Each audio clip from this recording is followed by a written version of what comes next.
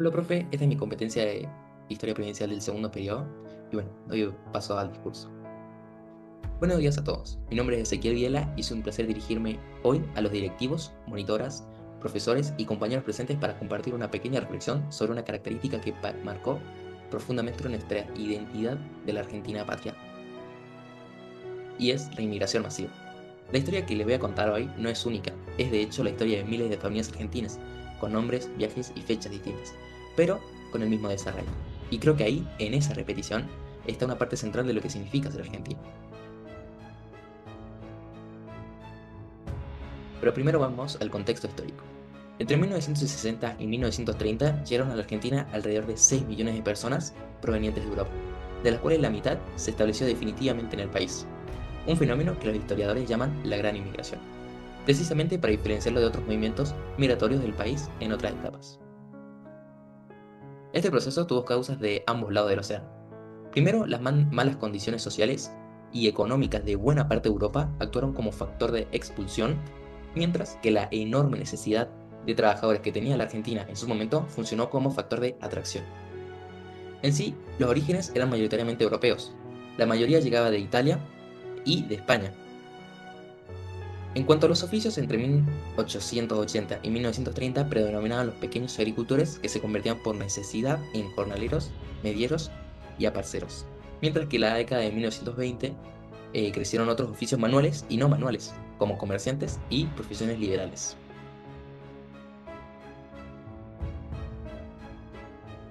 Ahora enfocándonos un poco más en el viaje en barco duraba generalmente unas 3 semanas, casi siempre en malas condiciones, sobre todo para quienes viajaban en tercera clase, que era la gran inmensa mayoría. Las navieras europeas vendían la promesa de hacer la América con mucha publicidad que exageraba las bondades del país, así que muchos llegaban con expectativas que chocaban rápidamente contra la realidad del desembarco.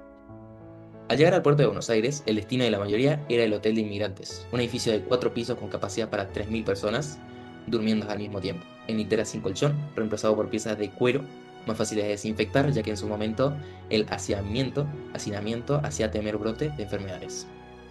No era un lugar cómodo ni cálido, sin calefacción en invierno, sin desagües en los pisos, con disciplina rigurosa de horarios y separación estricta entre hombres, mujeres y niños.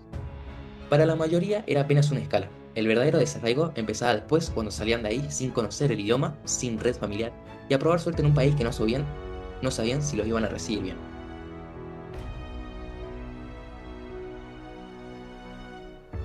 Pero cuando empecé a pensar en este discurso, quise mirar mi propia historia familiar y me encontré con algo que no me esperaba. Primeramente, dos historias muy distintas y las dos incompletas a su manera. Por el lado de mi mamá, mi familia guarda un documento de 1926 que es un acta de matrimonio escrita en polaco, de una localidad llamada Antopol, de lo que, bueno, en ese entonces era Polonia. A día de hoy es Bielorrusia. Sé que no es de la misma, sé que de esa zona salió mi bisabuela, escapando del hambre y la guerra que arrasó esa región, cuando la Unión Soviética y Alemania se repartieron ese territorio en 1939. También sé que nació durante el barco hacia acá, literalmente entre dos mundos, sin pertenecer todavía a ninguno de los dos. Pero bueno, por el lado de mi papá, en cambio, casi no hay documentos ni fechas. Mi bisabuela, de parte de la mamá de mi papá, era nativa de este territorio y esa parte de la familia se conserva muy poco. Un nombre seguro ni una fecha, apenas el recuerdo de que existió. Pero también es un dato importante dentro de este vacío, y es que hay historias que la propia historia argentina dejó sin registrar. En el medio de los dos hay un tercer dato, que la madre de mi abuelo era alemana.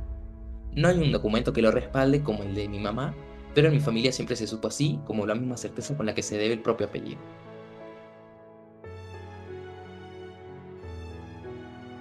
Ahora, mi propia familia, seguramente la de ustedes también, es la prueba de lo que decía al principio.